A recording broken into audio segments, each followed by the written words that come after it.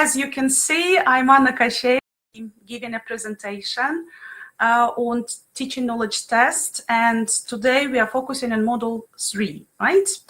So those of you who don't know me, I'm a Delta qualified teacher, a teacher trainer, and I used to work as an educational manager as well. So yeah, I'll be taking you through this interesting model. Yeah, and good afternoon, all of you. Thank you for joining me today. That's been amazing. We have spent some time exploring the first two modules from Teaching Knowledge Test.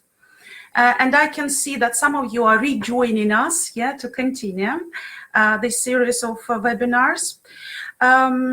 So I want to talk a little bit about your expectations. I want to find out what experience you've got, what interests you've got. Could you please use the chat box? Yeah, so we have already started saying hello to each other. Now, why are you taking part in this webinar? Would you like to take TKT? Would you be interested in taking only one of the modules, 3 modules? Yeah, maybe one by one, I don't know, including specialism areas. Yeah, or maybe it's just a refresher course for you.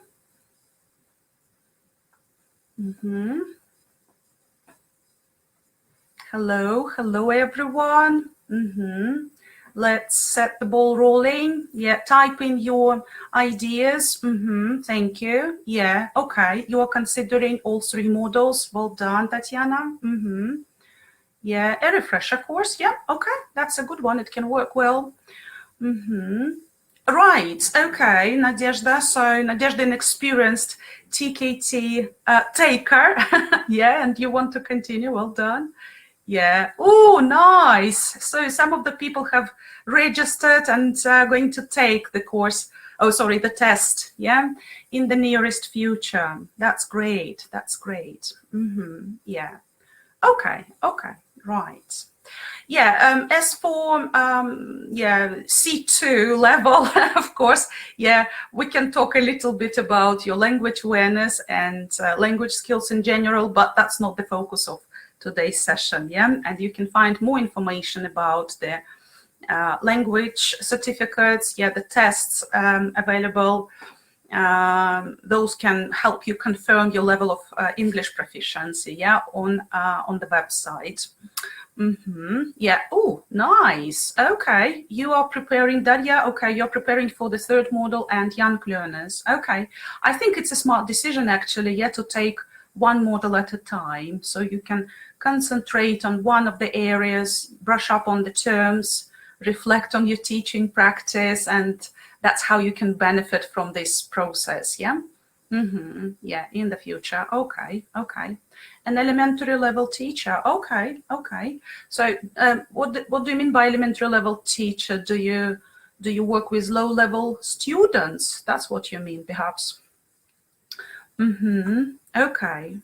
Great. Okay, thank you for your contributions. I can see we have a lot of motivated people, those who are intrinsically motivated, I guess, right? Because you want to take, you want to develop professionally, first of all, you are interested in that, and you're choosing the right activity for that. Yeah, and obviously taking this test might be one of the activities in the series of activities in professional development, yeah, and preparing for the course might be the whole process, which is really enjoyable for most teachers because we like exploring different aspects of language and teaching, of course, right?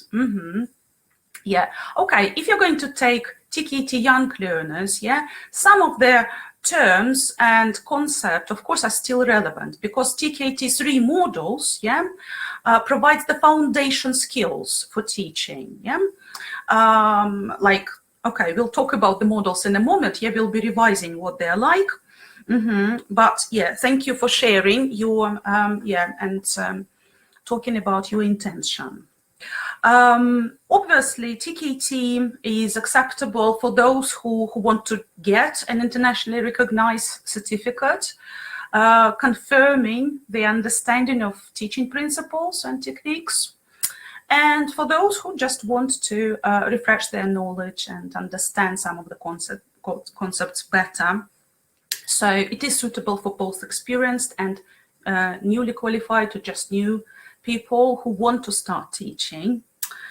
I also want to see whether you are attending the third session only, only this session, or you have already participated in webinars on Module 1 and Module 2. So could you type in the numbers of the modules you've attended? I remember, Firuz. Yes, I remember you. Good. So type 1, 2, 3 if you attended all of them. Thank you. Only 3. Okay, good. Okay. If you attended the second one, good. Okay. That's helpful because sometimes I just revise some of the things, and for newcomers, of course, I have to briefly comment on some important aspects we all need to be aware of. Okay, those of you who are having the first time with us, welcome on board. So let's talk a little bit about Cambridge qualifications. In the first session, I mentioned CELTA and Delta, which are very popular qualifications for those who want to get hands-on experience, because there is a practical component. And those of you who are interested in just confirming your understanding, TKT is the best thing, So TKT was designed by Cambridge English Language Assessment. And it is proved to be effective and very influential, because teachers find this flexible set and they decide, which track to take. They can actually practice in different areas and work improving their understanding, techniques, which can foster their sense of achievement at the end of the process. Now, you can see here an overview of TKT modules. So I'm sure you remember that there are 5 modules available at the moment, 3 core modules, and 3 specialism areas. And those are young learners and CLIL. So we are talking about core modules. And of course, because they are core, as the name suggests, they gives us the necessary information that is very important for all teachers. You'll be better equipped if you understand all the principles covered in TKT core modules. So those of you who are interested in taking CLIL or younger learners, you can actually benefit from brushing up on different terms, concepts, theories highlighted in the core modules. Right. So just to remind you, what model, or maybe I can ask you actually, because we have quite a few experienced people here. So what does Module 1 cover? Use the chat box and type in a couple of words, maybe a short phrase, a kind of concise summary what Module 1 is about. We can see it is about background to language teaching, but what does that entail? Language, absolutely. We need to know what language is like, how to describe it, how to clarify different aspects. Language-related terms, absolutely right. So it's about language skills as well. Very good. Specific terminology related to knowledge about the language. Absolutely right. Yes. Including phonology, including lexis, grammar. You are saying assessment, for example. Obviously, it's one of the principles that you need to be aware of. How to assess learners. And we'll talk about assessment today as well, because it is important for classroom management. Thank you. Wow, you remember very many things, and you are mentioning important components of Module 1. Thank you very much. Yeah. So yeah, basically it's about language and language skills. Yeah, language systems and skills. Background to language learning, which means we need to understand how languages are learned or acquired, yeah, or both, and a healthy combination is well recommended. And yeah, different theories related to teaching. Yeah, right, very good. So yeah, it covers quite a lot of things, and I would recommend starting by focusing on that model first of all, so that you can understand the factors in the language learning process and the range of methods available. And then, of course, we can focus on Module 2, which, as the slide suggests, it is on planning for language teaching. So what principles of lesson planning we've talked about, which of them you remember, and maybe some lesson plan components that you can name now? Mm-hmm. Oh, great. Stages, of course. Yes, different parts of the lesson procedure. Absolutely right. Aims, yeah, remember we've talked about the differences between aims and objectives, yeah, or lesson main aims and stage aims, for example. Very good, awesome. Yeah, yes, different resources, yeah, teaching materials, supplementary materials, and reference sources. Very good. And yes, thank you, Nadezhda. You are reminding us that it is important to keep in mind whether you're giving a lesson on systems or skills, yeah, so that you remember what your priorities are. Yes, and again, you're mentioning assessment because we can plan some activities to collect information about our learners. Absolutely right. Yeah. Okay, peer interaction, right, interaction patterns. So we can plan those, and we've talked about the range of interaction patterns and how they are relevant for different activities that we can run. Yeah, great. Do you think we'll be talking about something from these two modules today? Will it affect our classroom management somehow or not, or they're not connected? Type in pluses if you think they are. Okay, thank you. Yeah. Oh, of course. Yeah, I totally agree. Yeah.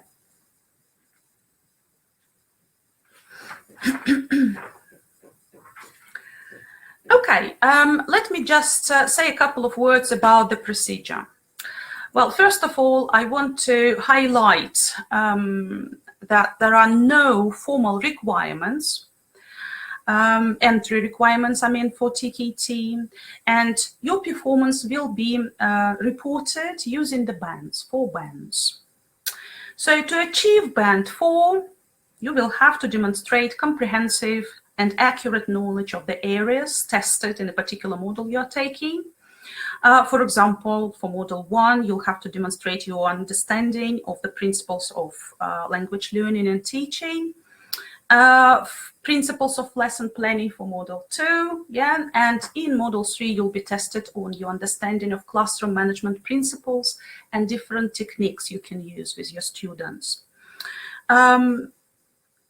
If you want to achieve band 4, you need to show your familiarity with all the concepts, all the terms, yeah, and answer the questions accurately.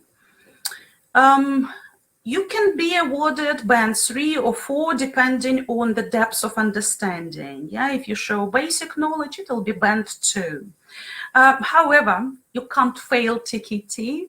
Yeah, whatever your level is, you take it and you get a certificate that highlights your band. Okay, so here you can see what the certificate looks like.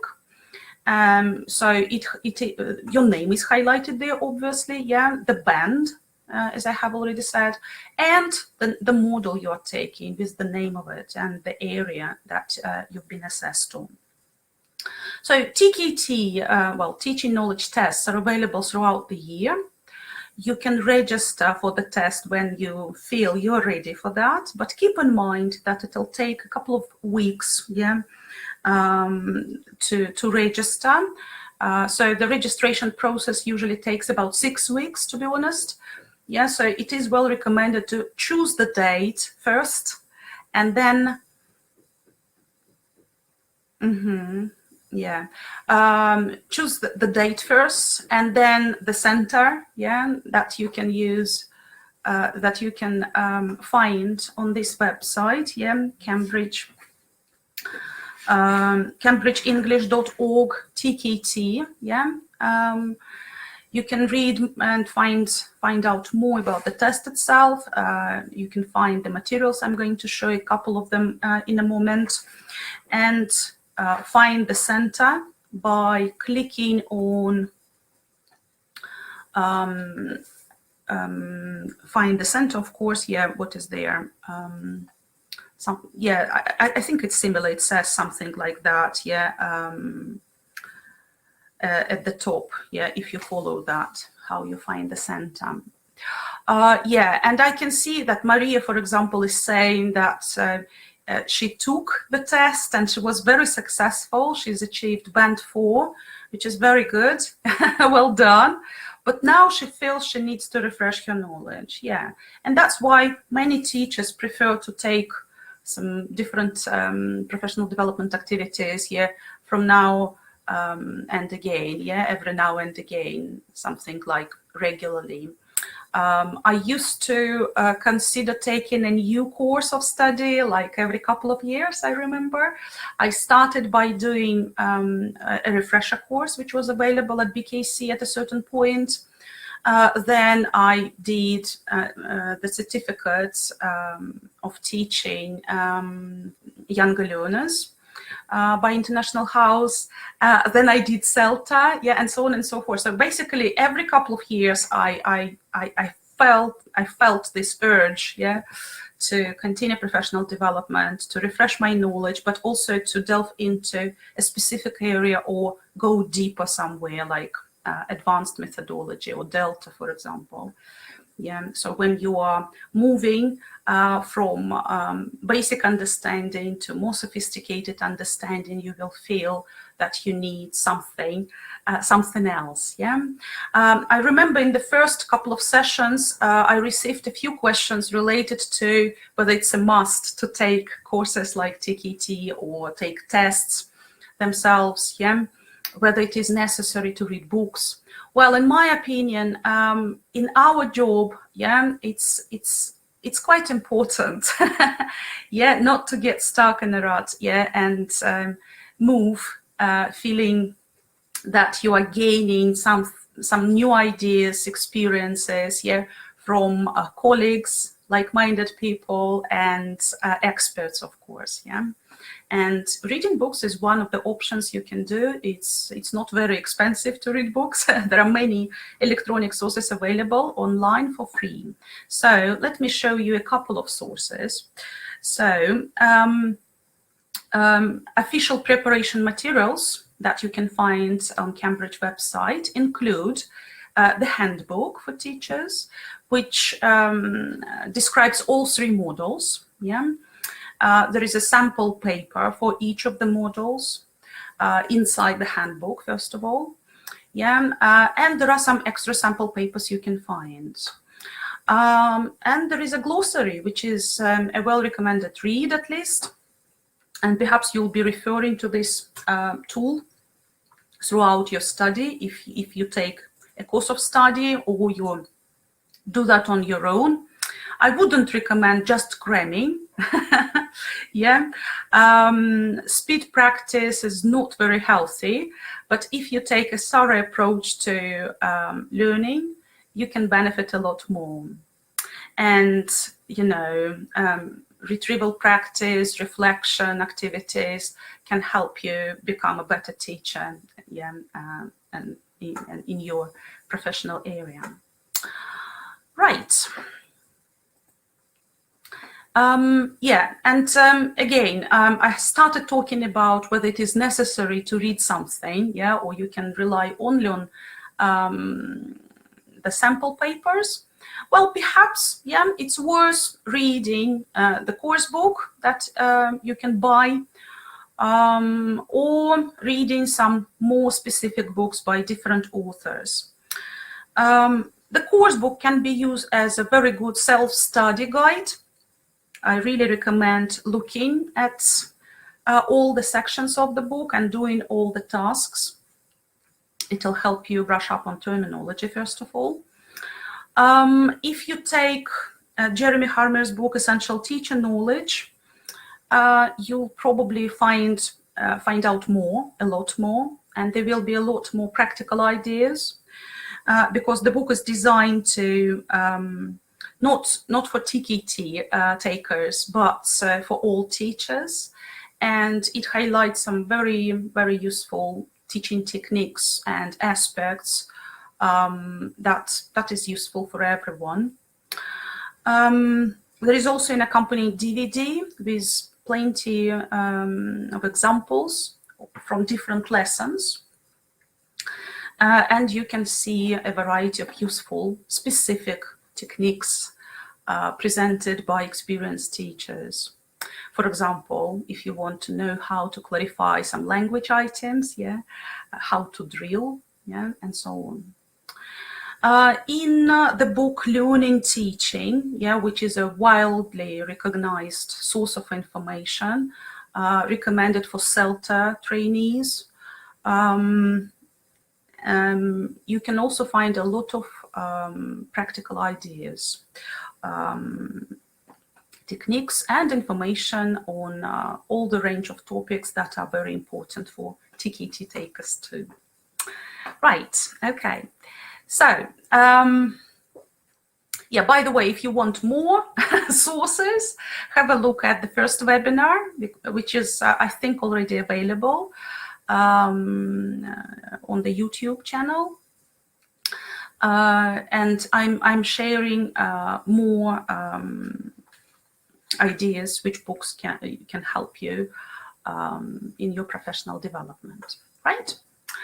So, the core modules is our area of interest, and today we are focusing on the third module. Yeah, yes, and yeah, now you've got the link to the YouTube channel so that you can find out more about the aspects that you've missed, or you don't remember, or you want to reconsider those again. So it's time to focus on TKT Module 3. It's a very interesting model, I'd say, as it covers the most important classroom management techniques. And, well, not only techniques, just different things we need to consider while giving lessons, yeah? I think it is a very wide area, yeah? And it's worth considering all of them. First, because you are experienced participants and you know a lot about TKT in general and the first two modules, let's see whether you can answer these questions. So, how many parts do you think are there in Module 3? Who can tell me? Type in your ideas in the chat box. Yes, there are two major areas. You're right, Maria. Absolutely right. Yeah, what do you think they'll be focusing on? What you'll be assessed on?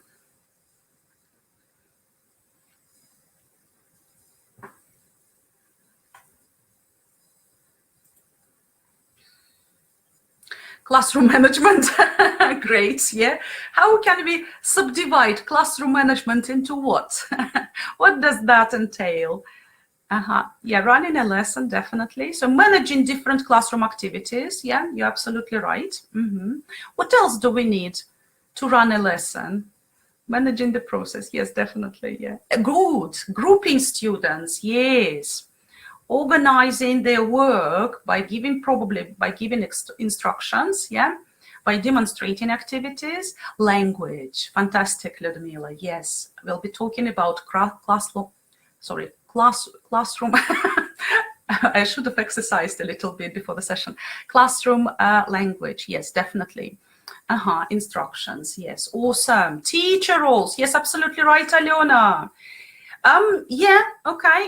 Arranging the teacher's position and what students are doing, how they're located in the classroom, yeah, also possible.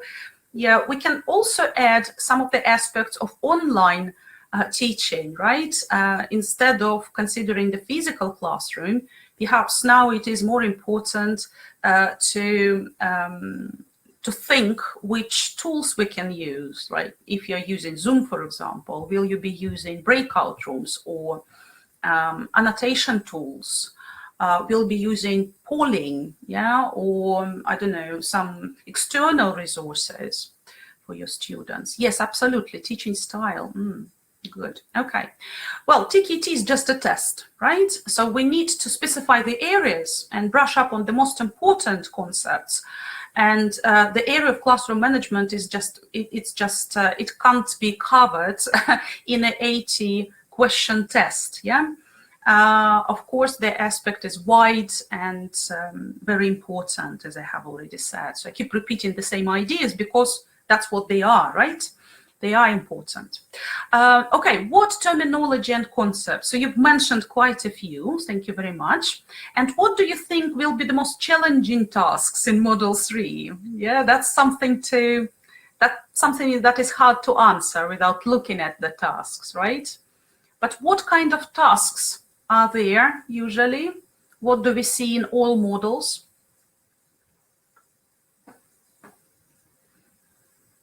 Okay, I'm trying to listen the task types. Matching, very good. Yeah, matching might be tricky if you have a different number of options. Yeah, we call it multiple matching. Absolutely right. Yeah, odd one out is tricky because you need to identify that it is odd one out or not just matching or multiple choice.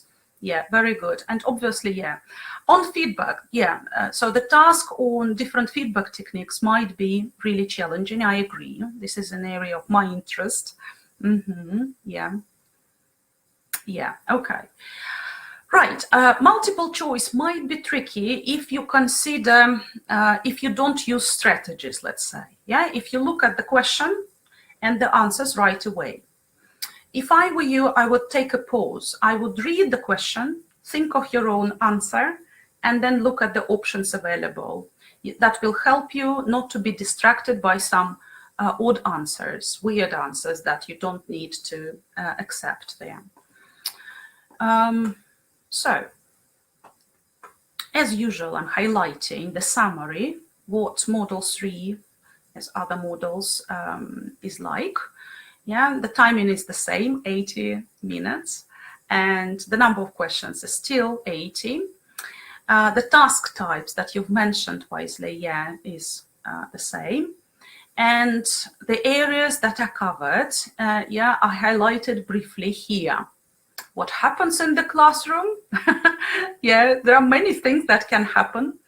The roles of the teacher, yeah, and managing interactions, exploiting classroom events. Yeah, so basically this is classroom management. Yeah, everything is there, quite a lot of different things. So let's set the ball rolling and look at these two areas. So first of all, I'm going to subdivide, you know, this part into two sections as it is highlighted in the handbook. Yeah, classroom language, yeah, the language used by teachers and the language used by learners. And also classroom management, which is of course a wide term which will include, actually, what will that include? So could you help me think about teacher and learner's language? So what do you think? What kind of understanding do you need to demonstrate? What is involved in this section? Yeah, there will be 40 questions in that section on classroom language, quite a few tasks, right? And yeah, 6 tasks to be precise. And what do you need to demonstrate? Yeah, how to grade. Yeah, very good. Grading. If the instructions are not graded or they are appropriate, very good. permission, respect, asking. Okay, so you are listing all the possible functions. Yeah, there. Okay, clear instructions. Yeah, classroom rules. Okay, yeah, instructions are very important. Communication, obviously. Yes, Ludmila. Yeah, concept checking. Okay, yeah, that's possible. So when you want to clarify the meaning of something, yeah, if you see your students experience a difficulty, perhaps you can ask concept checking questions. It's not a huge area in TKT, but some examples might be given related to that. And you will have to recognize they are used to clarify something, as well as instruction checking techniques. Yeah, again, you ask a question to find out whether they are on the right track. Yes, how to attract learners' attention. Well done. Great. Okay, let's focus on classroom management. So which of the areas are going to be highlighted? Yeah, I remember you've mentioned teacher roles, grouping students, materials. Very good. Exactly. We are going to look at how to make use of the materials. Yeah, briefly. Yeah. But this is one of the things we keep in mind. Yeah. Planning. Interesting. Planning belongs to Module 2, but of course your planning will affect your classroom management. Teaching aids. Yeah. Okay, so yeah, you are showing that there is an overlap in between the models, of course. And error correction. Well done. Content. The content was highlighted in Module 1. Yeah, like language or skills. This is our content, and we're not going to go back and explore that area again. But of course, you know what you're teaching, right? How to deliver that, that's a question. And of course, your techniques will depend on what you are delivering. Yeah, okay, awesome. Thank you very much. So I'm highlighting some of the things that belong to Module 3. On the left, you can see the areas related to classroom language. So, for example, the language should be used appropriately. Yeah, it should be adjusted to the level of your students. We'll talk about some other peculiarities and requirements. We'll be working on putting the instructions in order, or so-called staging instructions. So this is quite an essential ingredient of your lessons. Yeah, if you can't stage your instructions, you'll be overloading students with information. Yeah, but splitting your instructions into manageable chunks, checking their understanding, giving them time to do and prepare for the next micro stage, and then giving the rest of the instructions, it will help you avoid confusion, and it will be more effective. Identifying functions of learner language. Yeah, what are they trying to say? Yeah, what language they need at different stages of the lesson. Like how can they collaborate without switching into L1? Yeah, those things. And yes, you've mentioned error correction, so categorizing learners' mistakes, identifying which of them you can ignore and which of them you need to correct, and thinking how you can correct those. Then moving to classroom management, yeah, a wider category, the roles of the teacher, and I can see Maria, I think, is listing already some of the roles. Yeah, very good. Yeah, classroom management. You see, there is a category which we can't, clarify because there is something else behind that. Grouping learners. You've mentioned that, correcting, yeah, and giving feedback, because feedback is not only about correcting your learners, isn't it? Right. Okay, here is a challenging task for you. You can see a grid, and there are some letters there. How many roles you can see? Okay, use the chat box, share which of the roles you can identify. Yeah, manager for sure. Yeah, very good.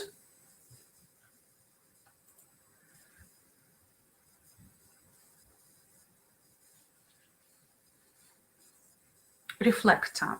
Enabler, very good. Planner, lector, okay. Adapter, yeah. Advisor, assessor,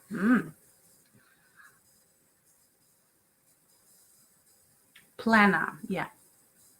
Good, yeah. Team, oh, interesting, you found that, yeah. A member of a team perhaps is a very good role to keep in mind, yeah, very good. Manager, definitely, yeah. Okay. Okay, sometimes you make some other words which might be relevant, of course, for classroom management, but they're not teacher roles, yeah. Reflector, very good, yeah, very good. Okay, so let's have a look at the list, yeah, I've created for you. And the next task is going to be the following. I want you, thank you, I want you to contribute and identify some similar roles. Yeah, they look like synonyms to you. Any of them that you can come together and there is an overlap, a huge overlap in between them? Manager, monitor, yeah, very good. I think manager is a very wide term again, yeah. Advisor, counselor, absolutely. Yeah, advisor, helper, yeah, totally agree. Helper and facilitator, absolutely right. Yeah, very good, okay. Any other that are similar? Facilitator, enabler perhaps, yeah, very good. Reflector and assessor. Oh, that's interesting. So probably you mean that first you assess something and then you reflect on that, yeah, somehow. Manager and planner, okay, interesting. Assessor, diagnostician, absolutely, I agree, yeah. Language resource and narrator, yes, okay, yeah, I agree. Great ideas, okay. So, contributor, yeah.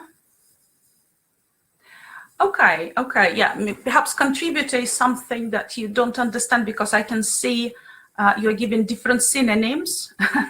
Yeah, a mentor is another role which do we have it here? I don't think so. Obviously, the list is not limited. Yeah, we can add a couple of other roles, terms. Yeah, okay. So contributor is when a teacher takes part, more active part in a discussion, for example, yeah, and contributes to that, giving ideas, sharing their experiences. There might be an overlap with narrator or, yeah, what you've mentioned, perhaps, yeah, facilitator. If you see your students need an extra example, yeah, you'll be taking that role. Right. Let's also consider online tools, yeah, in the reality that we are all exposed to. Yeah, I think we need to keep in mind something else. So what role will be necessary to add?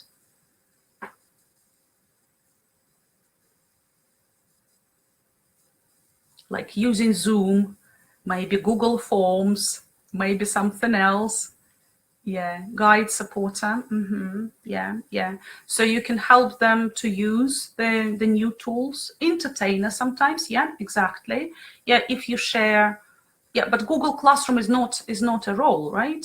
Explainer. Yeah. Yeah. Good. Yeah. Tech support. Yeah. Great. So some kind of IT specialist. Yeah. Yeah. Good. Okay, awesome. Yeah, there might be something else, of course, but that's what comes to mind right now. Good. So I've prepared a task for you. We are going to guess the roles by looking at the descriptions given in TKT sources, okay? So which role is being described here? Have a look at the slide, take some time, and then let me know.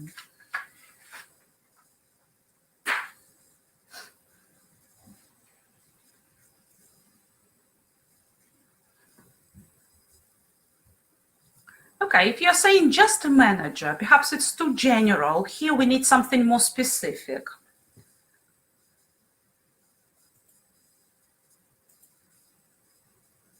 Monitor. Yeah, I like monitor.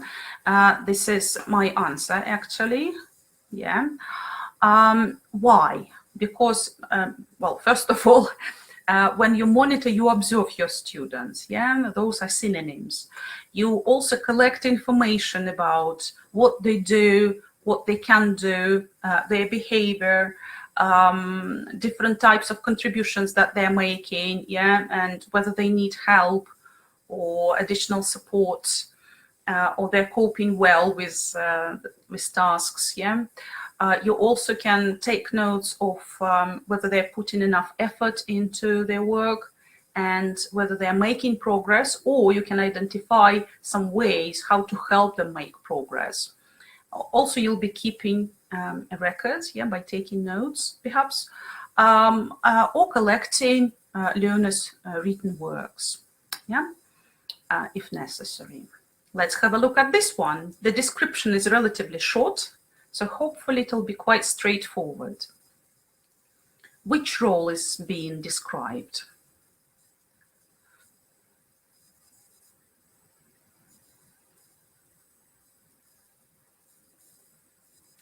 Yeah, Firuz, what you're saying makes sense to me. Yeah, you need to be very conscious about the information you're collecting. Yeah, but without collecting information, you can't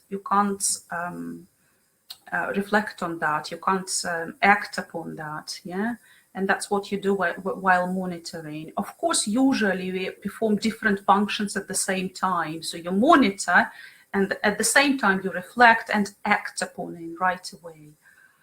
So yeah, it makes sense to me what you're saying, but this is just a test, and sometimes you'll have to set your priorities. What's the focus of assessment there? What they want you to see? Yeah, okay, evaluating learners' needs and difficulties. You are mentioning quite a few interesting roles, and I understand how they are connected to the role that is given here. But quite a few of you are saying diagnostician, and you're absolutely right. Yeah, so you just evaluate what your learners need, what the gaps in knowledge are, yeah, and so on. So of course there is an overlap with other roles, and how you can react is, you know, might be different here depending on your findings, but yeah, that's basically what the role is. Let's have a look at the next one. Now you have a list of different things, so take your time, please, read them first.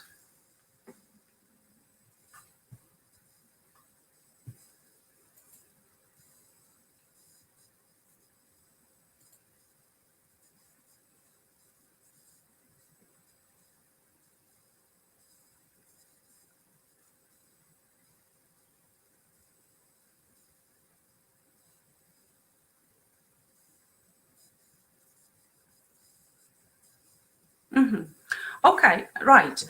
Remember when I highlighted the areas that you're going to be assessed on in Model 3, yeah, there were many different subcategories, but there was still one big category, classroom management, right? So of course the answer is a manager, yeah. It's a huge role, and we can keep categorizing it, yeah, splitting it into different functions, what we do during lessons, yeah. Like building rapport with our students, motivating them, maintaining the right level of discipline, yeah, attitude, developing a positive attitude towards learning, making different spontaneous decisions, and some of the decisions that are conscious, yeah, consciously planned, if you want, yeah, responding to what you can see is happening in the classroom, and so on and so forth. So many different things are involved in managing the classroom. And of course, those of you who are mentioning like reflectors, helpers, and so on is included here, yeah.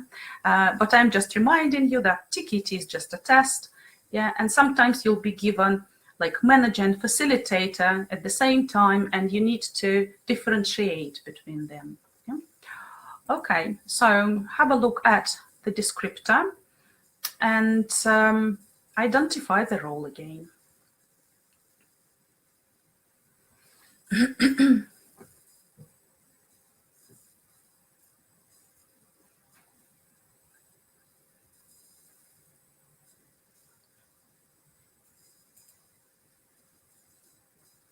Helper, advisor, facilitator, yeah, good. Okay, great ideas. It is actually a facilitator, as far as I remember. Let me check.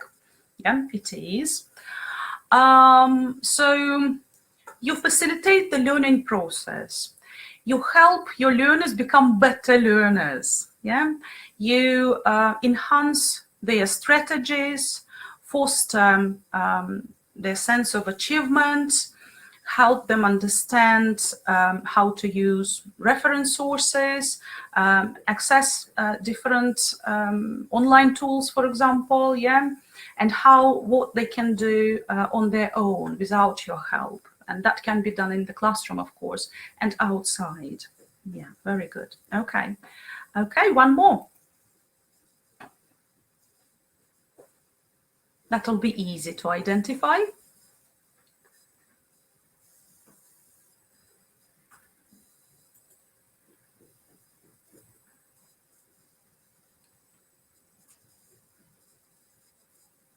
That's interesting, actually, that you're giving different answers here. We have the key word here, thinking, contemplating, so reflecting. Yeah, this is a reflector, of course, yeah. There might be a delay in the internet connection, I assume. That's why your answers are a bit delayed here, yeah. Okay. Perhaps some of you are still answering the previous question, I don't know. Yeah, or yeah, you can't answer the next one, that's for sure. Okay, right, good. So we need to actually take some time and consider, yeah, what information we've collected and what it means, and what kind of decisions we need to make. And maybe what kind of feedback to give, yeah, maybe what's the next stage to choose for the lesson. If you have an element of flexibility in your lesson plans, yeah, that'll help you. Okay, one more. There are quite a few points here in the description of the role. So what do you think the role is?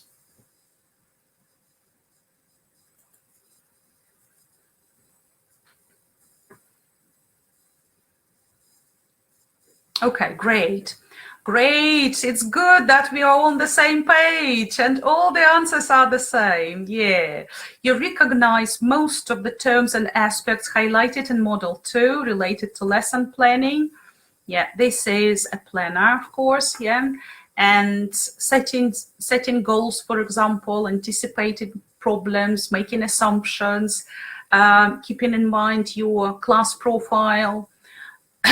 What else is there? Yeah, preparing activities and sequencing the stages, keeping in mind a particular method or approach, and so on and so forth. Yeah, very good. Planner, absolutely right. Okay, I do have a couple of others. Have a look at this one.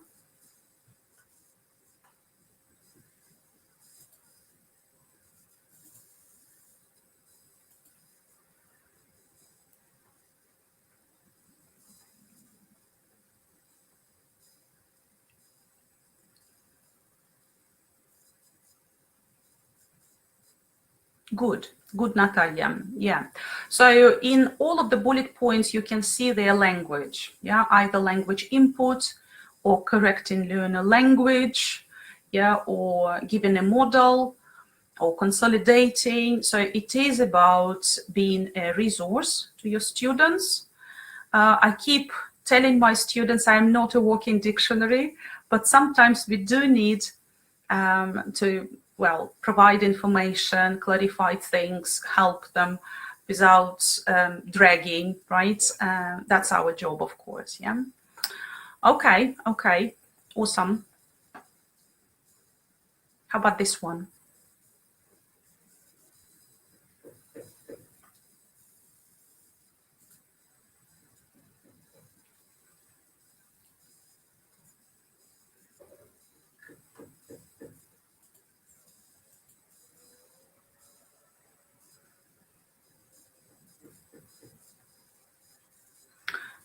Contributor. Maybe you're right. Putting forward ideas or information. Okay. Yeah. If you take part in a discussion. Yeah. Okay. Yeah. Good. Yeah. You were right. Those of you who mentioned contributor. If you are given some other roles. Yeah. Sometimes. Yeah. Of course, you can use those.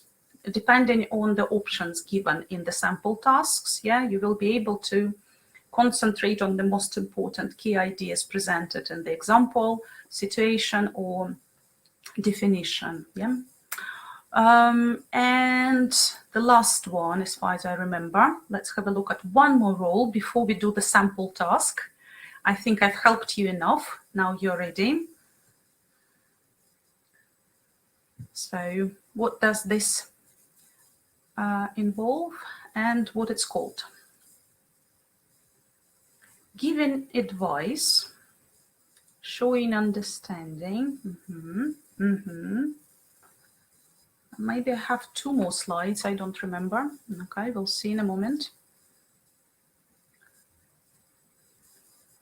Very good. Counselor. Yeah, counselor is one of the roles that we haven't talked much about. Yeah, but yes, this is about well, advisor and counselor are very similar, to be honest, in my opinion, and hopefully you won't find a sample task when both of them are given.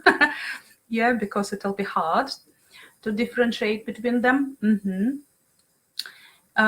Yeah, this is it. Yeah, I've forgotten. I'm sorry. One more. But this is very straightforward, I think.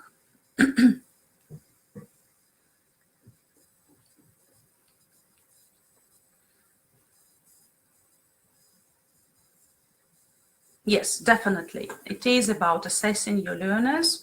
And by assessment, we mean different focuses. We've talked a little bit about those. And we'll continue because it is important to give appropriate feedback.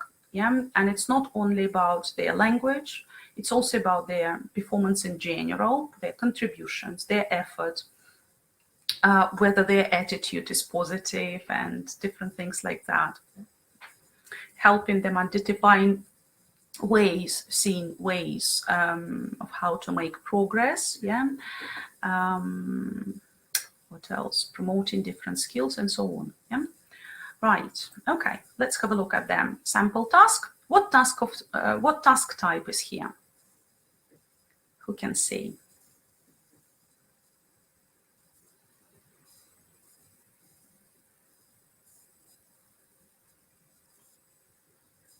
Yes, it is matching. Thank you very much. It is matching, which is quite common. So yeah, one of the typical tasks in TKT. Now let's read thoroughly and do the task.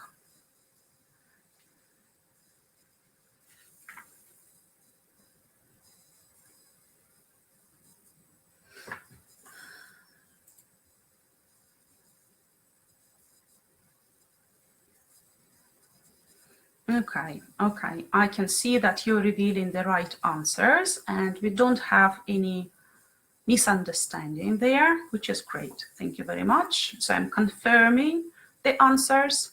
So be expected to see more tasks of the same kind. Yeah, I'm just showing you some extracts from different activities, from different sample papers. And here is one more task, which is another matching task. Yeah, it looks a little bit differently. But the idea is still the same, understanding teacher roles by looking at the activities students are doing. Have a look, take your time.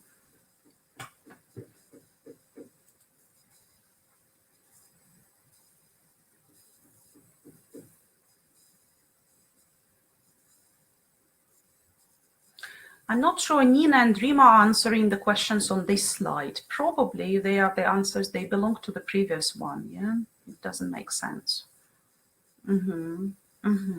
Okay, okay. Yeah, now it's better. Okay.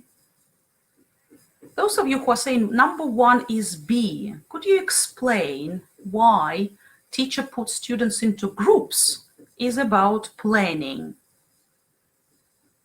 Puts already, not plans how to group them, right? Okay. Okay, so I'm confirming the correct answers. Yeah, most of you have agreed. However, number one is still a problem. I don't know why. Yeah, obviously you do plan the interaction patterns, yeah? But here we can see puts students into groups, which is about classroom management, yeah? And yeah, so two is obviously the same role, yeah? And three, suggesting topics, yeah? So it's a kind of diagnostician, which topics are appealing to them and so on, yeah? So those of you who are giving different answers, reconsider them, yeah? And if there is a question right now, ask me, yeah? Type in your question in the chat box. It's just, it looks that this task was quite confusing for some of you. I'll take a pause and let you type in your questions.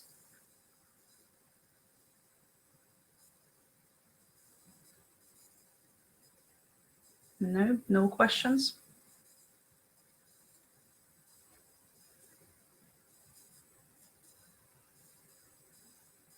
Yes, 2A, 3D, absolutely right, Natalia. Yes. AAD, yeah, that's right, that's right. Okay, okay, no questions. It seems that, yeah, we've clarified everything. Okay, oh, I'm sorry, why don't we have a slide with the task? Oh, mine.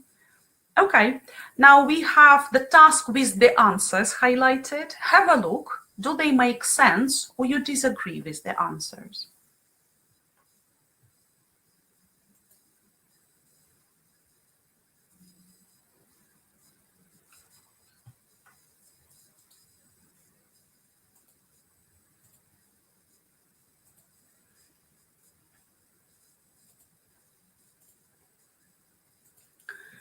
Okay, type in pluses or questions about this activity. Yeah. No, it doesn't make sense. What do you mean, Ali? 3C is more likely. Yeah, the teacher sends their students a link to a YouTube video. Of course, they're sharing resources. Yeah, so it does make sense to me. I don't know why it doesn't to you. Yeah, okay. Most of you agree. Thank you very much. Okay, so you've seen some other examples, which makes sense to me. Okay, I think you don't understand why in B they're acting like a parent or friend. Yeah, have a great weekend. It's a kind of friendly way of saying goodbye to your students. So that's what they mean there. Okay. Okay. Let's shift from classroom management in general to classroom language, okay? So classroom language can be subdivided into teacher language and learner language, yeah? Every time you speak, there should be an idea behind that. So what are the functions? Why do teachers speak in the classroom? Could you type in your ideas in the chat box?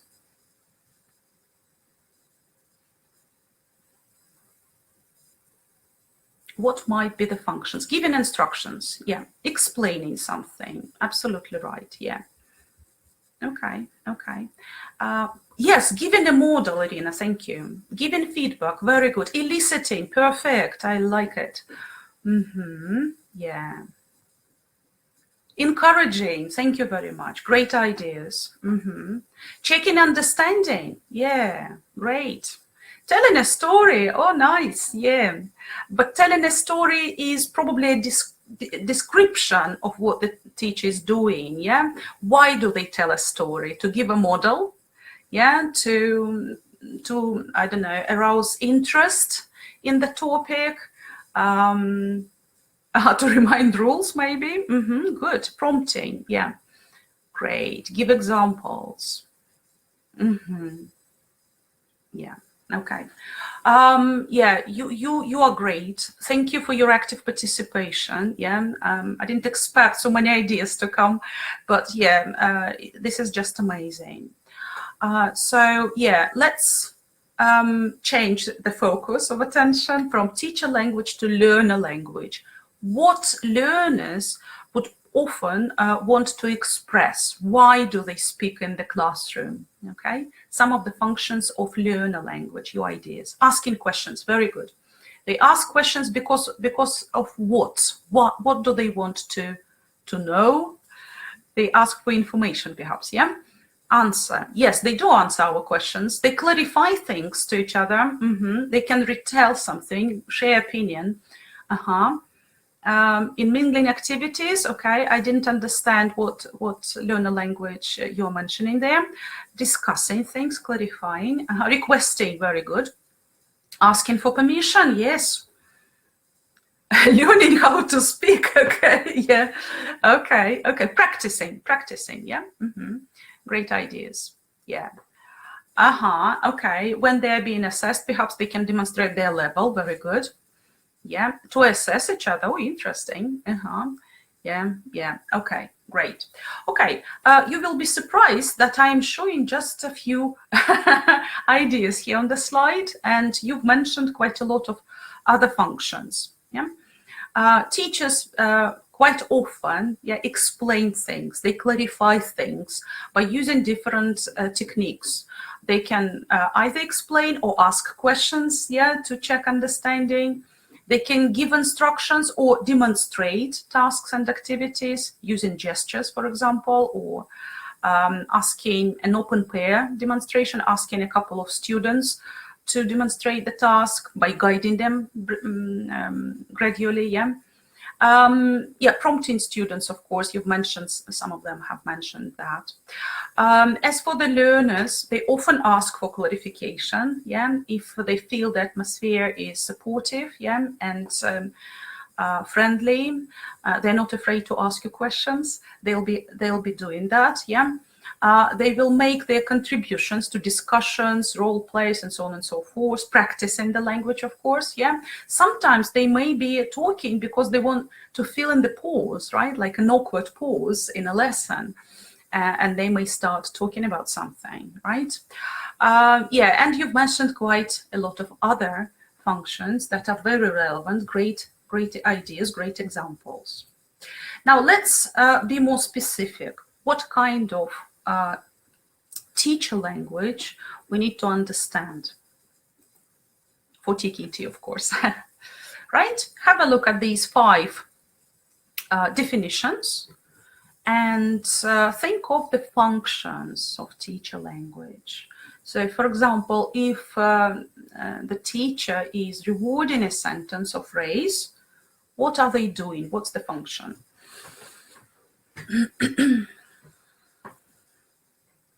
Facilitating. Yes, probably, especially if they see there is a breakdown in communication. Correction, yeah, this is a correction technique. If you know the name of this technique, could you be more specific? Yeah, they clarify something, okay, by correcting, attracting the learner's attention, right? So that's, what do we call that? If you remember? Yeah. Echo, correct. Reformulation. Reformulation is very close to what I want to hear. Recasting. Yeah, recast and reformulation are nearly synonyms. Yeah, have a look at the glossary to identify the differences. They rarely come together in one sample test, so we can use them interchangeably most of the times. Number 2, to show that you've seen or understood. Like something like this, or you just nod, or you say yes, or something, yeah, but of the same kind. Confirmation, yeah, it is a kind of confirmation. Yeah, there is another term we can use. Okay, giving feedback, yeah, sort of, yeah, that's understood, that's a kind of feedback, yeah. Acknowledging, yeah, there is another term. Okay, have a look at number 3. To express or communicate meaning. Yeah, you can say it is clarification, of course, especially if they are CCQs. Yeah, definitely. There might be something else that we can say, a little bit more specific. Explaining, conveying meaning. Yeah, perfect. Yeah, that's what we want to hear. Number 4, to tell someone that they have done well.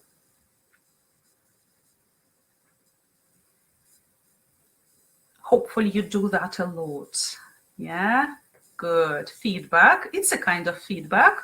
Yeah, good job is a good example. Yeah, praise. Yeah, you're praising your students. Good. And finally, number 5, to make something easier. So you make your instructions easier, or you make the task easier, or I don't know, explanation, and so on. Yeah, simplification. So you simplify things. So those are the answers. Have a look.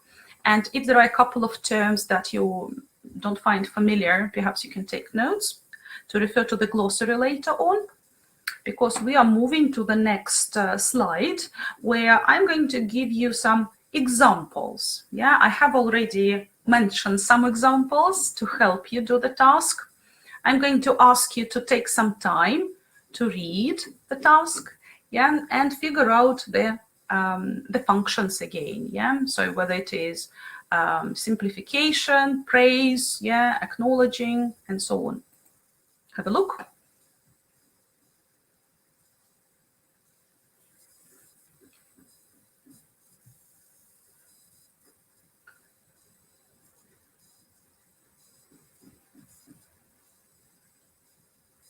Okay, if I nod and say yes, what will be the function? Why do I, yeah, so it's similar to what we've talked about, acknowledging, very good, yeah, or acknowledgement, yeah, or infinitive acknowledge, good, yeah.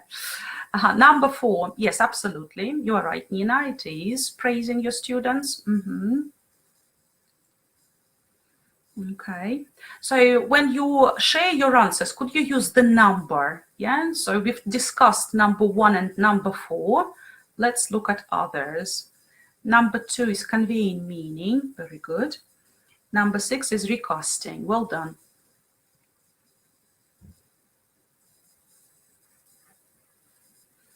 Okay, who can tell me what number 3 is like?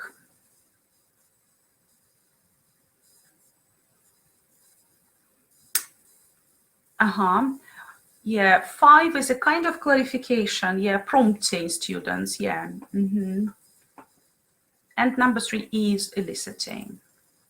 Okay, well done. Yeah, you're really smart. Yeah, thank you for all of your contributions. Yeah, great ideas, and yeah, sensible answers. Well done. Okay, number 3.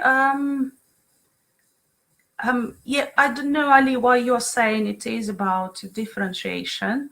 You're just asking this question, yeah, to elicit a couple of examples of fruit, yeah. To elicit the term, yeah, what kinds of fruit are oranges and lemons, yeah. So what can we say? They're all, both oranges and lemons are, who can help? Yeah, exactly. So that's the word that the teacher wants to elicit. Absolutely right. Okay. Okay. So have a look at the functions in the box. There are 5 functions given. And on your left, there are 5 situations with examples of classroom language. So take your time, and when you're ready, share the answers using the numbers and the letters.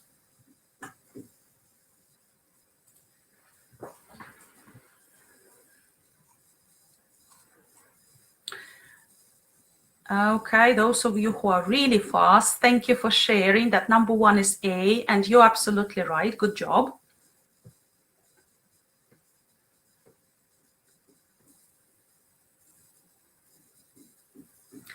I can see that quite a few you are thinking that number two is B, and you're right.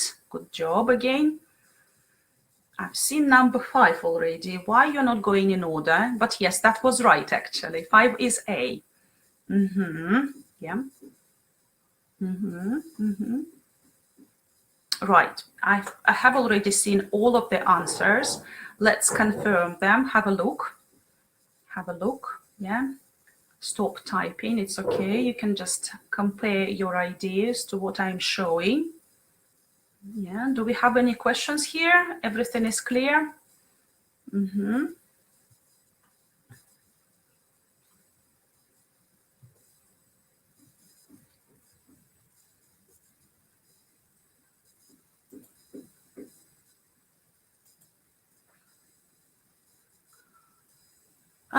Okay, some of you disagree. I think number four is C. It might be about eliciting.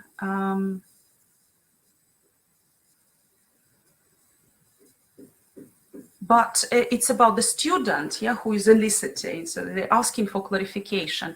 And we are looking at teachers' language here. So that's why 4 is D. Yes, Natalia, yeah, I am confirming that. Yeah, you can see it on the slide already. Yeah, exactly, Firuz, yeah.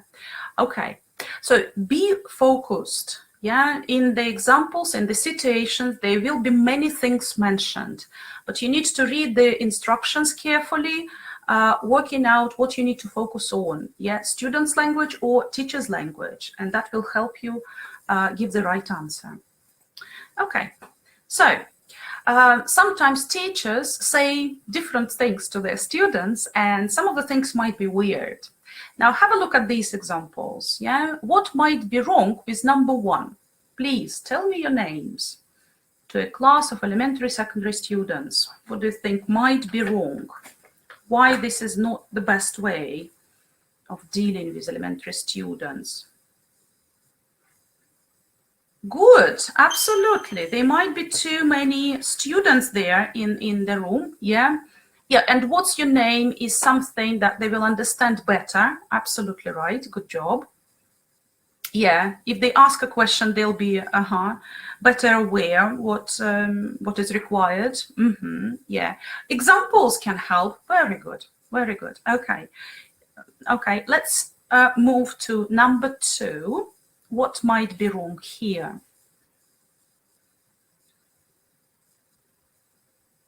Yes, it is ungraded, challenging. The students might feel confused. Of course, it's good if you are cheerful and your intonation helps convey meaning, yeah, but it might be too complicated. You're right. Okay, how about number three?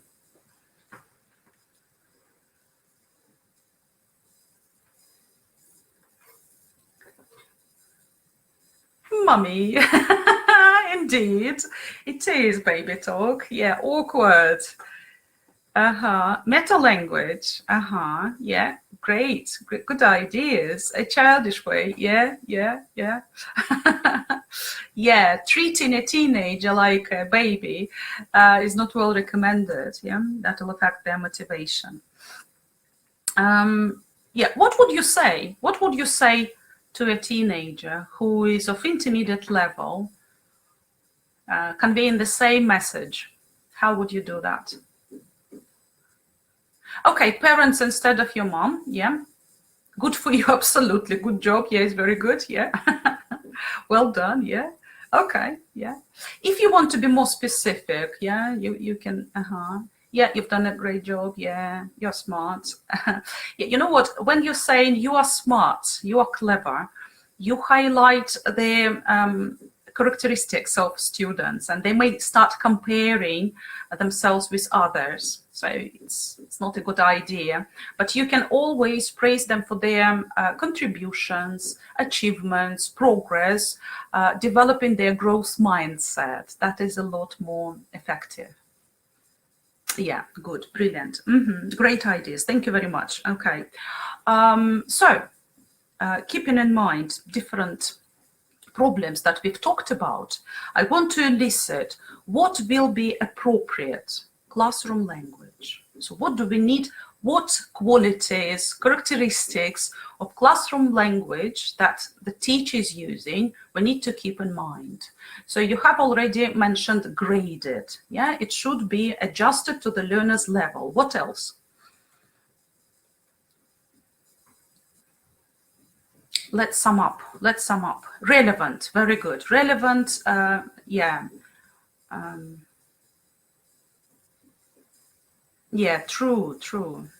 Keep in mind their age. Very good. Emotional. Okay. Short and clear, definitely. Impersonal. Yeah. Oh, thank you. Thank you for your ideas. And Firuz, congratulations. That's a great achievement. Well done. Yeah, we are happy for you. Adjusted to the student's age, definitely. Yeah, definitely. Okay, so the most important things for the instructions is to keep them simple. Unbiased, great. Yes, absolutely. Direct, yeah. Not ambiguous, not confusing. Appropriate for the appropriate level of formality, yeah, relevant to the age of students, of course. Yes, simple and polite, but don't be over polite. Yeah, I'm going to give you an example of the instructions, and you tell me what's wrong. Okay. All learners talking to partners make conversation. What's wrong?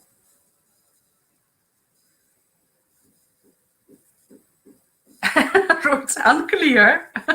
Well, it's not clear because it's not natural, right?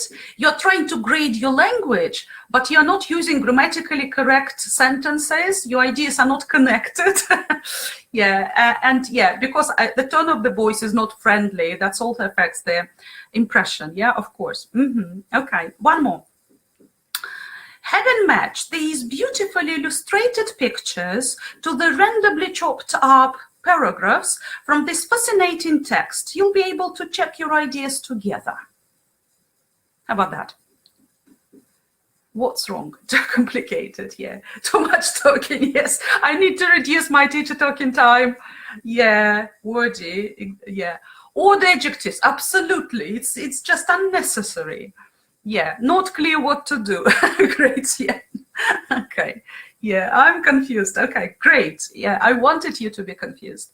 Okay, one more. Jot down some of your ideas. You have a bit of chat with your partners to find out what they think.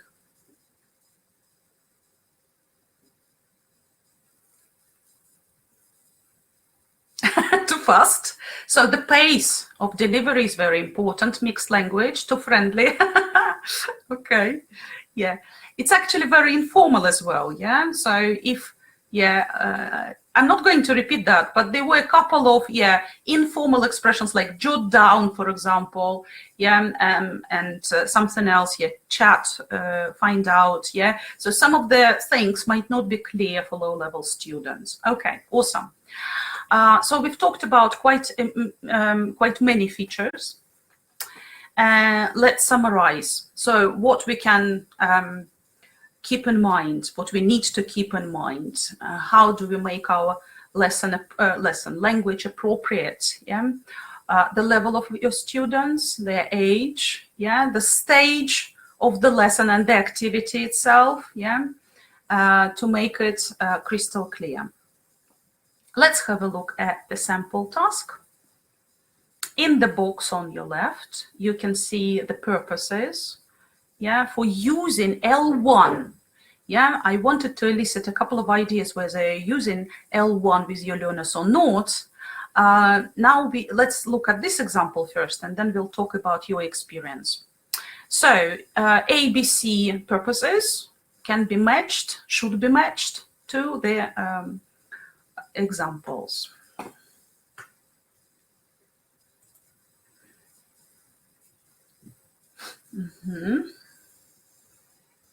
I can see 4B, 1A, great, yeah.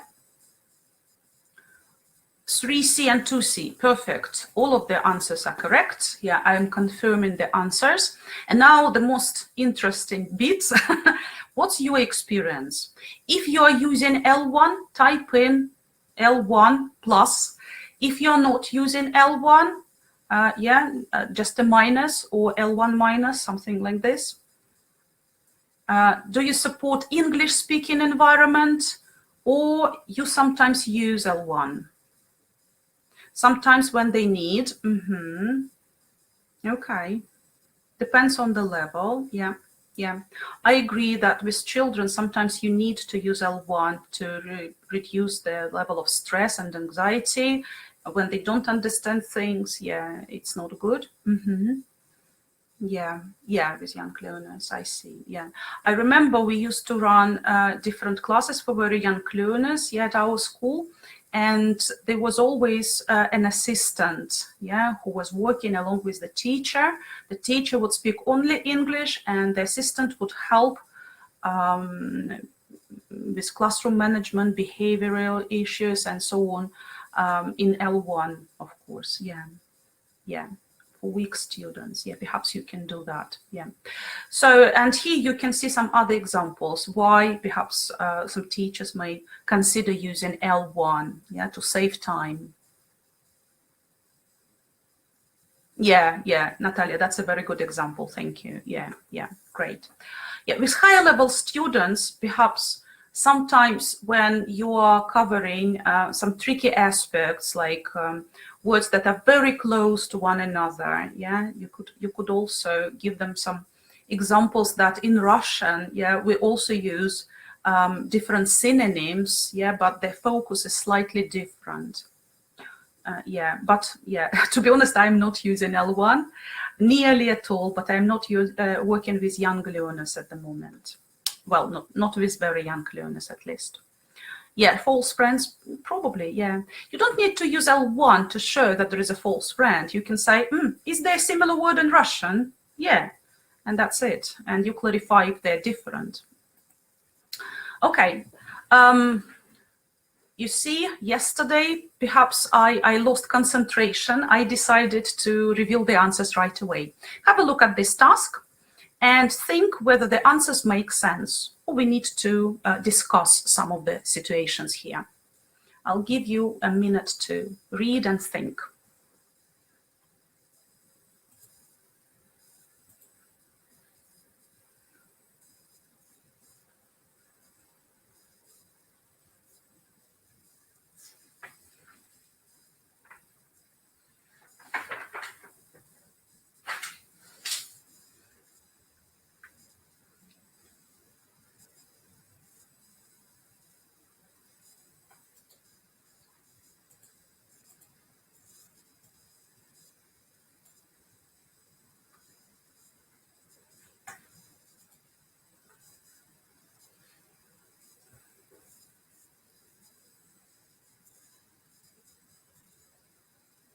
Yeah, Natalia, the task is to read and see whether the answers are accurate. You agree with the ideas presented here.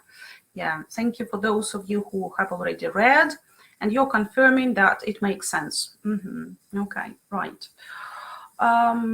So what is the focus in each one? Yeah, so this is a multiple choice type of activity, yeah? And some of the situations are given, they're not relevant for what the teacher wants to do, yeah? So for example, number one, the teacher gives an article to read for the first time. So the instructions is obviously read quickly because it's likely to be reading for gist, yeah? And discussing what they think about the article perhaps will come later, yeah, at the end of the lesson when they're ready and you have already checked comprehension. C is likely to be the second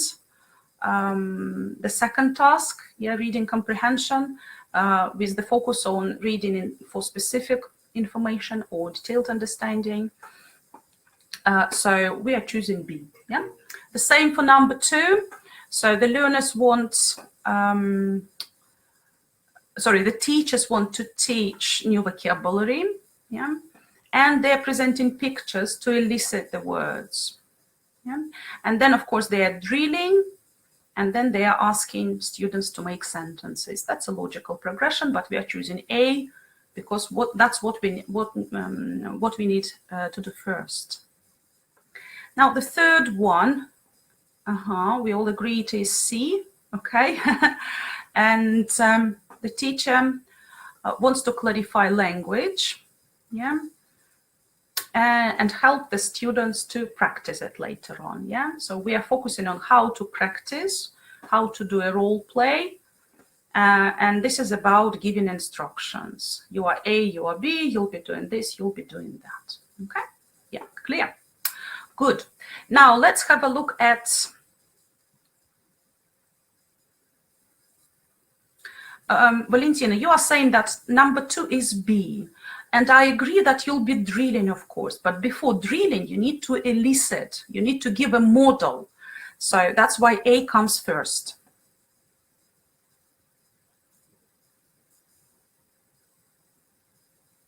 If the students don't know the words, yes, you are asking, look at the picture, what's this? And they don't know. You're saying, biscuit. Now let's listen and repeat. But first you try to elicit. There is always that. Or you give a model. Yeah, okay. Now let's, so you try to involve your students cognitively so that they know what you are teaching.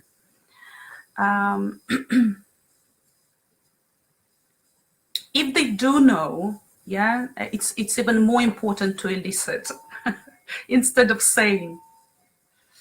Okay, let's continue. I have one more sample tasks, yeah, with the same idea. Have a look, it's a matching task. I'll give you 10 seconds, read, and reveal the answers in the chat box.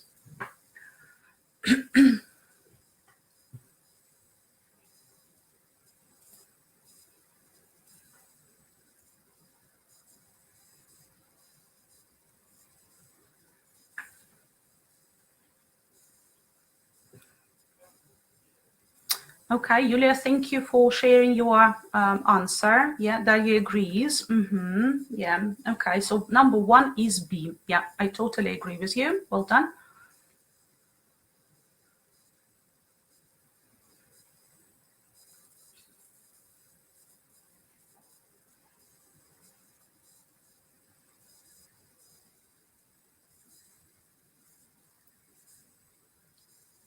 Okay, for number 2, I can see 2 different answers, A and B.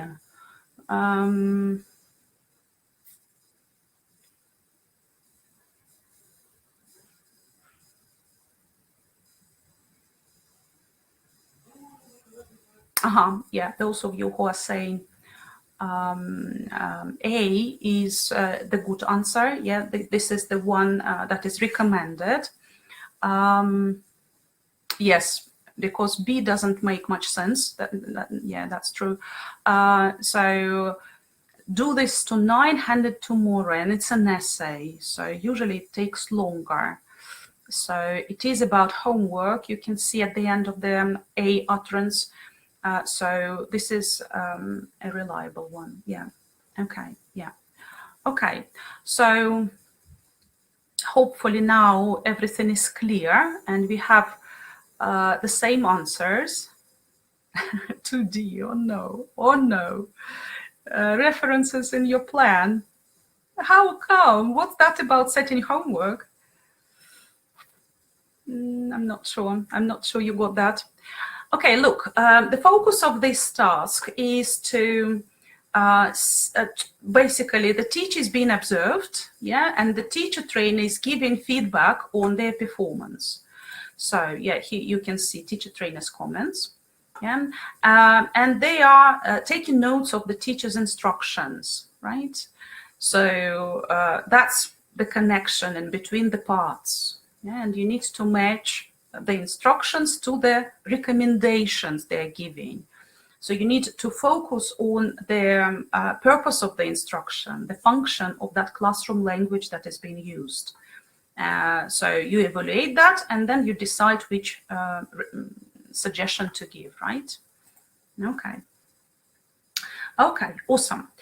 Now let's focus on staging instructions. Yeah, I have a task with 3 activities. They are all different.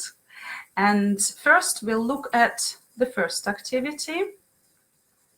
It is aimed at vocabulary review. If you want to set up an activity of this kind, what do you need to start with? What do you need to say next, and so on? Put the instructions, the stages, in order. So here we are working on micro-staging.